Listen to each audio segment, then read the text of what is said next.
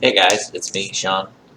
Just welcome to a intro video for the hips only walk cycle. Just want to quickly go over what we need to do for this assignment, how it's going to work, get you some basic information before you kind of go off on your way to work on stuff. It's sort of split into two parts. There's a key pose assignment, um, and there's a animation version of it.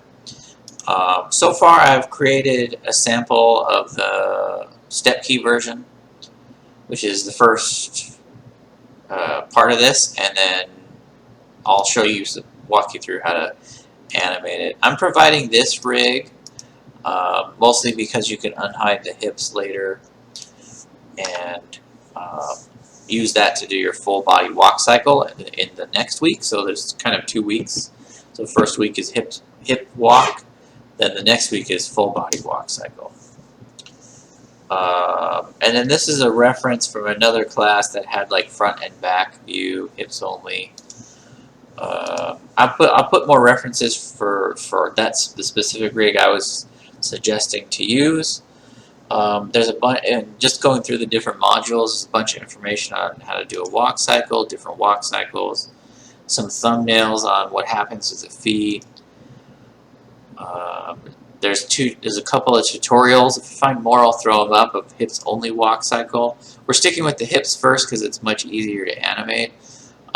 This is an image from the Animator Survival Kit. There's a handful of ways to do walk cycles. I usually think of walks through sort of the contact pose, where you start with kind of legs fully apart, and then you kind of dip the hips into the legs, pick the foot up, swing it through, and then land. And this is, you sort of double this up for each leg. So the first assignment is just the key poses. So you'll have, this is just half of the key poses. So 1, 2, 3, 4. So you'll have 8 key poses total. I'll walk you through that really quick when you're done. This is that same example video here. Once you get the step keys stuff done, should be pretty quick. I want to do some video reference, because you don't necessarily need video reference to do the step keys. And then you'll start working on the animation and looking at actual reference. Patricia put a bunch of cool information about how to do walk cycles. If you're having trouble, read through that. Some information about looking at reference materials. This is the actual walk cycle assignment. I'll get it. I'll throw up a video or two of how I do walk cycles if I get time to help you guys out there. There's some example feedback. Walk cycles are really the bread and butter of animators in the industry. So getting to a point where you're pretty comfortable doing walk cycles is very important. So this is the hips walk Maya file I provided. This is the ultimate bony rig. So in the display layers over here, I'm in Maya 2016. It's in the channel box. By default, the hips are hidden. I've made a few modifications to this rig. It's mostly the free rig you can download. So we're only going to worry about this half of the rig for now. So this is the first time you guys are going to be messing around with IK. So for sure, grab this rig and start playing around with it, seeing what it does, figuring out anything that's a little NURBS spline, show NURBS curves. Anything that's a NURBS curve is a tool you can manipulate on the rig. So what's going on here is we're using IK, which is just basically letting us control the feet and the hips kind of separately, so they're not inheriting from each other. And then these guys is where the knees are looking. So as you're walking, you can control like the angle that the knee is facing, if you want to have them like spread their legs or whatever.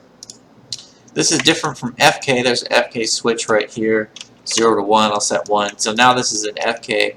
It's just like a regular rotation, more like the tail you guys already animated. So it's just forward kinematics. So if you want to do a kick or something, then it's really be more helpful to do this in FK, but a walk cycle, you're going to want to do an IK. So animators are always like picking which control to use first. I'm just resetting the controls, zeroing it out. And what works for their scene, and you kind of, after a while, you kind of get a sense for, that is not 0. A lot of rigs, 0 is where the hips are recentered. Oh, there it goes, sweet. So if you just go through most rigs and just zero out the information, you get back to the home position on the rig. So the feet, there's a lot of controls on the feet. This is kind of where I started modifying it. I set it up to how I like to work with feet. So there's a heel pivot, a ball of the foot pivot, and a toe pivot. All this stuff comes in handy when you are working on walk cycles, or anytime you're doing feet, really. There's some sliders on this foot. A lot of rigs come with sliders for tilting. This might be, oh, this still works. That's cool. I thought I might have broken it when I added controls. You can use these if you prefer. There's like a toe. What I'm doing is clicking the control and then a middle mouse dragging in the viewport to do stuff. Generally, when I'm working, I don't like to work that way. I think this is a much cleaner way to work. It's just grab the heel. And you'll find out more as you work with, the more time you spend with animations, the more, like, you'll find that you have specific preference on how you want to work. So when I was doing the step key, what I did was, and you guys should do the same, I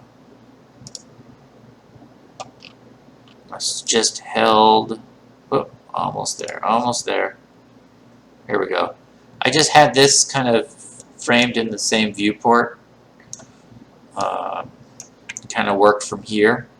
I'm going to split this video into 2 parts, so that was just sort of the introduction to the walk cycle, and then I'll throw up a second one that sort of goes through how to set up step keys and how to do steps. Alright, I'll talk to you guys in a minute here.